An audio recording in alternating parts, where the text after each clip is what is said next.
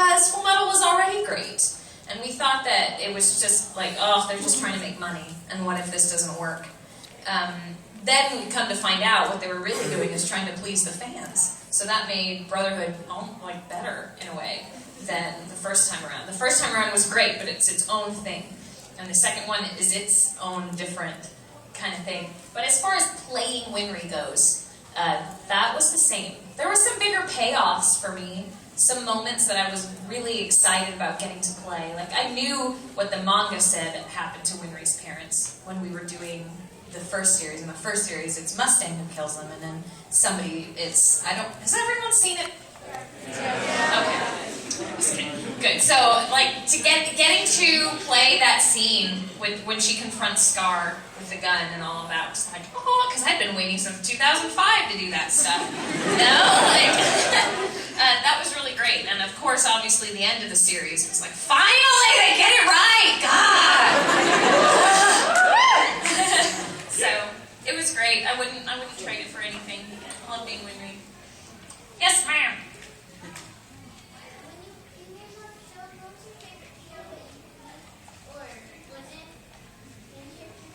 Favorite character? Show that I've ever made? Oron. Definitely. Oron. Because it was phrased the favorite show I ever made like that would be Oron. Because I did get to, like, make it. It was just a fabulous experience, and I loved every minute of it, and it was a dream come true, and what a whirlwind, about 6 or 8 months, that whole process. It's a very... I get nostalgic when I start thinking of it. It's not that long ago, it was just 2008, but it was, I lived and breathed that show for over a year, working on it and introducing it to people, and when we were releasing it and doing a website and all these things. So, it was great. Well, love it. Love it. Yes, Luigi. What other jobs do you have besides voice acting? I'm sorry? What other jobs do you have besides voice acting? What other jobs do I have besides voice acting? Well, the main job that pays the bills is I'm an ESL teacher. I teach English as a second language. Thank you. To adults. And it's pretty cool. I like it. When I lived in Spain for 1.5 years, and that's what I did there, and came back to the States, and it's taken a while, is still taking time for things to pick up for me as far as voice acting goes. So I was able to get this pretty cool job full-time, teaching ESL. So that's what I do. I like it. I like the international environment. I like the interaction with the students. If you can't live in another country, teaching ESL is the next best thing. All the countries come to you. So about 50% of my students are from South Korea, and the other 50% are comprised of people from India, Nepal, China. I have no Hispanic students in my classes, but the other classrooms do. I don't have a single one. It makes me sad. But in our school we have folks from Mexico, from Venezuela, also from Brazil and different places. So it's a really cool place to be. I dig it. Yes, ma'am. I'm sorry? I'm in the movies? Yes. Mm-hmm. The second one. Remind me of the most recent movie. Yeah, it was different because Winry, she just kind of shows up, and she does a few things, and she screams a little bit, and then she's gone. I'm like, what just happened? I don't know. And it's harder, because normally you can go in, like, to record an episode, and the director will say, here's what's going on in the episode, and it takes them 3 minutes to explain it. But here it's like a whole movie. So, okay, so Ed and Al are at this place, you're going to go and you're going to meet Roy Mustang, and you're going to talk about, I'm like, okay. And then the next scene, I've missed another, like, 30 minutes of the film. So I got to get caught up on here's and this and this and this, and then this happens. And I'm like, okay, whatever. And then you're jumping off a cliff with Ed and everything's on fire. You're like, okay, whatever you say. Whatever you say. I will just do it in the voice and watch it later and appreciate it then. Right now I don't get it. That's fine. But it's always great to do more Full Metal, and I hope they keep making movies and little side things for us to do, so long as I can keep doing the voice. I mean, if they come back in 20 years, I don't know. You might have to recast. We'll see. Yes, sir? Did anybody recognize you while you were teaching? Does anyone recognize me while I'm teaching? No. No. Nah, anime, but usually they watch it in their own language, you know, or they watch it in Japanese with Korean subtitles or something like that. So I don't think anybody has gone like, oh my gosh, you're so-and-so.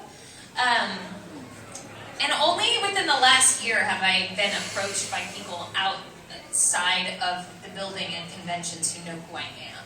There's a girl at the Starbucks near Funimation that like recognized first my voice when I was ordering at the drive-thru.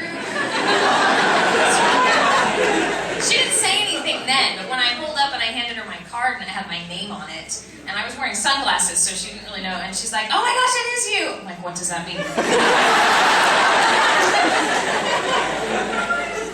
But she's really nice. I don't want you to think she's crazy. I really like her. She's great. She's cool, because now anytime I go, she's like, oh, were you at the studio today? I'm like, yeah, blah, blah, we chat. And another time I was getting a pedicure with my aunt, and we're done, and we're sitting at the thing where you dry your toes, and she and I are just shooting the breeze and talking about work and conventions and all of this stuff, and there's a girl over in the chairs waiting for it to be her turn, who's just kind of like getting a little fancy. What's up? You have to go.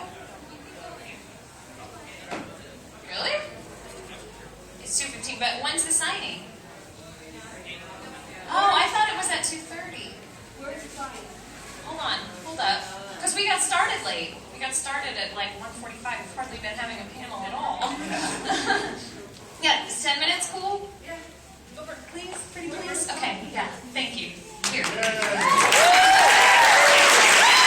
guess I need to have shorter answers so we can ask more questions. Right there, in the blue, yeah. Do I like fancy tuna? I've not ever had it. Can you believe that? I've had tuna, but I've never had otoro, which is fancy, like marbled with the fat in it tuna. Never had it. I'll probably like it whenever I have it. What are you dressed as? I'm Seychelles. Did you know that? Yep, I am. I am. Hi, she's dressed as Seychelles from Italia, and I'm Seychelles in Italia. Even though I've said like 3 words, 2 of them are Italia. Yeah, little preview for you there. It's fabulous, wasn't it? In the back. Also, you played a main role as Butler in Fullmetal Alchemist. Are you going to be coming out in any other like major anime? Yeah, I mentioned Fryn and Fractal, and that is released, I think, at the end of this month.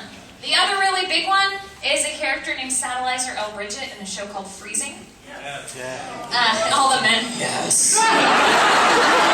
You're sick. It's juvenile. No, she's rad. It's a pretty cool show. It comes out at the end of August. Other than that, I know I did like a 2nd season of Strike Witches. Did they ever release that? Not yet? Okay, well there's that. I'm Isla in Strike Witches. The one from Finland, fake Finland. And I feel like I've mostly just done little things here and there. The big things that I have done since I returned from Spain were Black Butler Season 2, and that's I played Hannah. And then one right after the other, I did Satellizer from Freezing and Fryn from Fractal. And since then, I just go in really sporadically, do this and that here and there. I'm about to start work on something that I can't tell you that I'm pretty excited about. But other than that, it's Full Metal and those shows that I just named. So thanks for asking. Please buy them. Yes, ma'am, in the pretty dress. While you're voice acting, do you ever find yourself making funny faces according to the emotions you're trying to convey? Oh, she said, when I'm voice acting, do I find myself making funny faces according to the emotions? Absolutely. I'll try and kind of match the face of what I'm looking at. So definitely, yeah, it's part of the territory. It goes with the territory, making funny faces. Who has not asked one yet? Okay, right here first. Yes. Are you afraid for her character? Is there more Black Butler than what's come out? Or you mean in season 2? Oh gosh, that was so gross. We did that on like the very first day of recording, was that eyeball scene. I'm like, oh, this is wrong. What kind of show And I was really excited to see it finally, because I recorded actually half of Black Butler when I was still living in Spain, like I want to say February or so of 2011. I was in the States for about a month to do a few conventions, to finish up some show, or do like Evangelion or something like that. And then I got to audition for Black Butler, and they went ahead and cast me, and we had to record half of it while I was there before I went back to Spain. And they only cast me because they knew we were moving back in like 4 months after that. So it's all kind of a blur, because we did it in the span of like a day or two. I did 6 episodes, so it's like, and your eyes gouged out, and you're throwing stuff, and I'm like, what is this show? I don't understand. But since then, I've watched it all, or at least I've watched all of season 2, and I still think it is quite possibly the weirdest show I've ever been in. And, you know, anime in general can be really weird, and there may be other things that are weirder, but there's just something about Black Butler that I'm like, what is this show?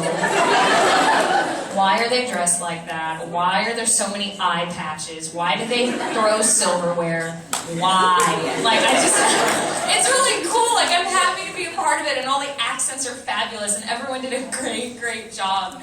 But, and I really do like Hannah as a character, and that voice is a very comfortable one for me, so I enjoyed every minute of it, but ever since, I'm like, what is this show? I don't get it.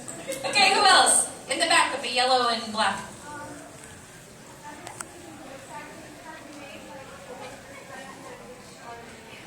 I heard something about, have I made a...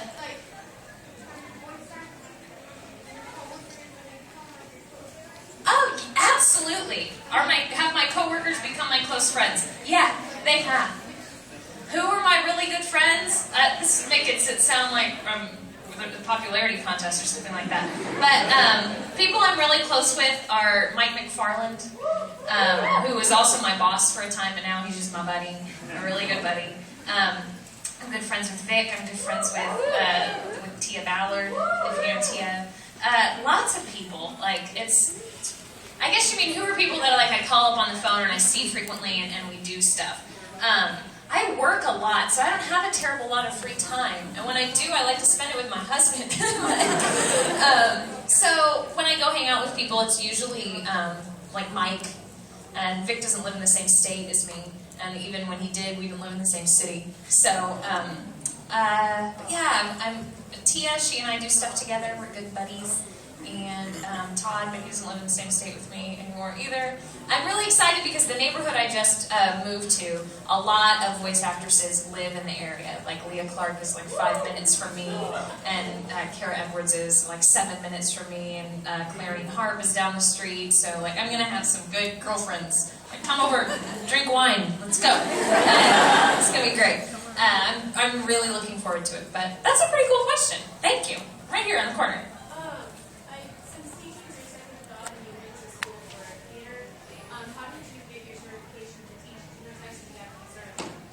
To teach ESL, like in a school, like an ISD, you need a teaching certificate. To teach ESL to adults, like anywhere else in the world, like at a language school, you need what's called a TESOL or TEFL certificate, and you can get one in a month. And that's why we went to Spain to begin with. We took an intensive program where it was like 8 hours a day, 5 days a week for a month of learning how to teach ESL with a certain methodology and stuff like that.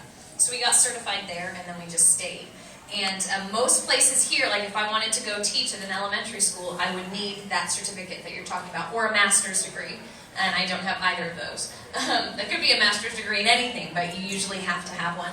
I just lucked out and found this language school where it's all professional people. Everyone is taught. One of the guys taught in Japan for 7 years. One of my other teachers taught in Lebanon. I have different teachers who are speech teachers and all kinds of things. So that's how. And anyone can do it. Like, those of you who are like, I want to go to Japan so bad, graduate, go to college, get a degree, get a certificate, move to Japan and teach English. Do it. You won't regret it. Or go anywhere. Go to Spain and teach. Go to South Korea and teach. But get out of here. This is a great place. You will love your country even more if you get to go and experience another one. So, yeah. Do I need to wrap it up? Yeah, okay. Tell me the process, or do you want to come take this and tell everybody So I'm going to sign, and Elise here is going to tell you how this is all going to work. So listen up.